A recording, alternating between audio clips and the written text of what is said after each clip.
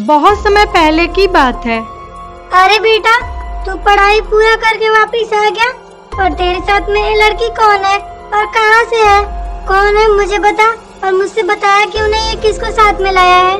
माँ, ये लड़की मुझे जंगल में मिली थी, बहुत अकेली थी, रो रही थी, तो मैं इससे शादी कर लिया और सोचा कि अपने घर लेके जाऊंगा, किसी का मदद भी हो जाएगा।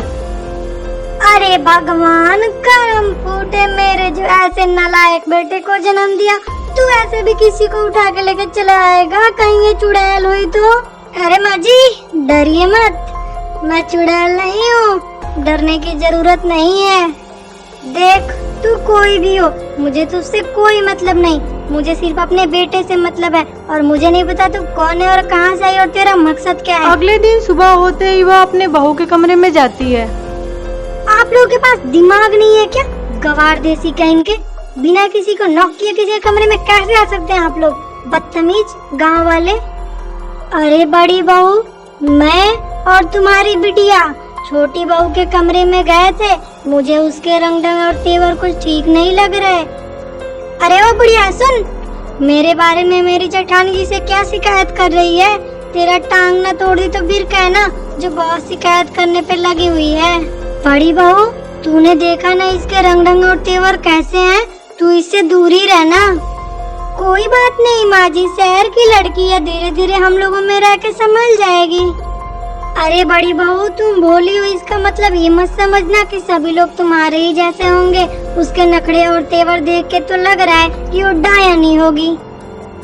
सुनो बहू, जाओ उसे थोड़ा बुला के तो लाओ, मुझ पे तो चिढ़ जा रही है। बड़ी बहू और छोटी बहू दोनों ध्यान से सुनो, कल करवा चौथ का व्रत है, तो तुम लोग जाओ शॉपिंग कर लो, ये लो 500 रुपए। उनकी सास उन दोनों को पैसे देती है जो कि शॉपिंग करने के लिए। ये दोनों अपने अपने रास्ते निकल जाते हैं। बड़ी बहू एक दुकान पे जाती है। अरे ओ काका, करवा चौथ के सामान देना और सस्ते दाम में ही देना, मोल भाव देख के ही देना, ठीक है? अरे हाँ हाँ बिटिया, ठीक है ठीक है, मैं तुम्हें मोल भाव लगा के ही दूंगा।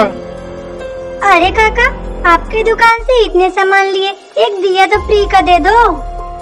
अरे वो ब्यूटी पार्लर वाली सुन, मुझे इतने अच्छे से तैयार कर दे ताकि मेरे जैसे कोई ना दिखे, मैं बहुत सुंदर दिखनी चाहिए।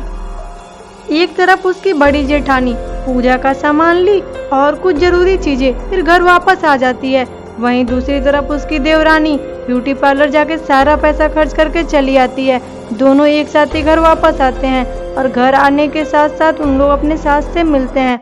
उनकी सास बोलती है, आ गए दोनों बहुए।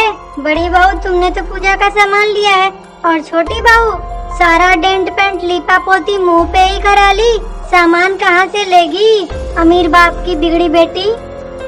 ओ हेलो, मुझे कुछ बोलने की जरूरत नहीं है, और जाके अपनी शक्ल देख बुढ़िया, तू कैसे दिखती है, दूसरों को मत बोल।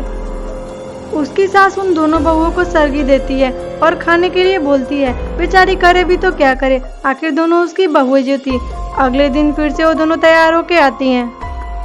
अरे वाह, तुम दोनों तैयार हो गए, तुम दोनों तो बहुत प्यारे लग रहे हो, तुम दोनों बहुत सुंदर लग रहे हो, और मेरी बड़ी बहू तो एकदम हीरे की जैसी चमक रही है। अरे बुढ़िया, ओ हीरे की जैसी चमक रही है तो मैं क्या तुझे कोयले की खदान दिख रही? इतना ब्यूटी पार्लर में जाके मेहनत कराई। देखो छोटी बहू, तुम्हें बुरा लगा, इसके लिए मैं क्या कर सकती हूँ, लेकिन बात तो यही है, श्रद्धा होना चाहिए, चमक दमक फीका पड़ जाता है श्रद्धा के आगे। देखो, मुझे फालतू का ज्ञान मत दो, मुझे सब पता है। बड़ी बहू, मुझे तो शक लगता है, ये सच में औरत ये या फिर कोई चुड़ैल है, इसकी बातें देखती हो कितना अजीब बोलती है। इतना कहने के बाद जमुना की बड़ी बहू अपने पति की पूरे विधि विधान से पूजा करती है। वहीं उसकी छोटी बहू उसको धक्का देती है और सीढ़ी से गिरा देती है, और गिराने के बाद चिल्लाने लगती, अरे मैं लुट गई रे, बर्बाद हो गई रे, मेरा पति गिर गया, कहीं मर न जाए, जल्दी आओ जल्दी आओ। उसका चिल्लाना सुनकर सारे लोग यहाँ पे आ जाते हैं और उसके पति को लेकर हॉस्पिटल जाते हैं। मैंने तो पहले ही बोला था कि मुझे करवा चौथ नहीं रहना, आखिर ले ली ना बुढ़िया मेरे पति का जान, सब तेरे कारण हुआ है।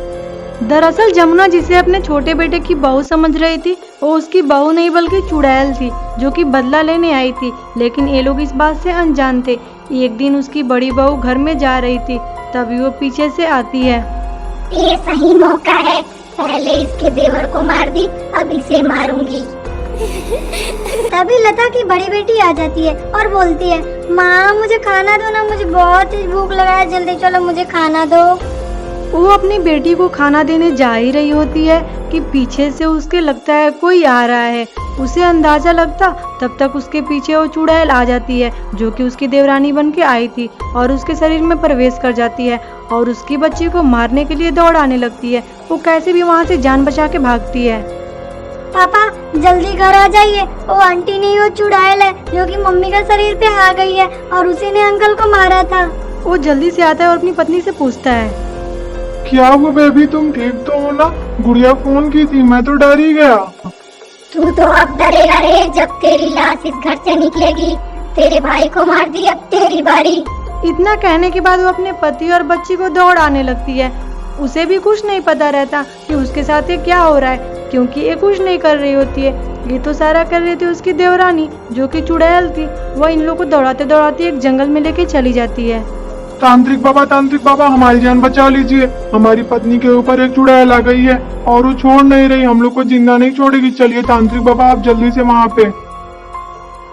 अरे ओ चुड़ैल, बोल कहाँ से आई है और क्यों इन बच्चों को परेशान कर रही है और क्यों इनके परिवार के लोगों को मार दी? आखिर तेरा क्या रिश्ता है इन लोगों से और क्यों इन लोगों के पीछे पड़ी है? सुन तांत्रिक, बहुत समय पहले की बात है। यही लोग हैं जो मेरे परिवार को मार डाले थे, इसीलिए मैं बदला लेने आई हूँ और मैं इन लोग को जिंदा नहीं छोड़ूंगी।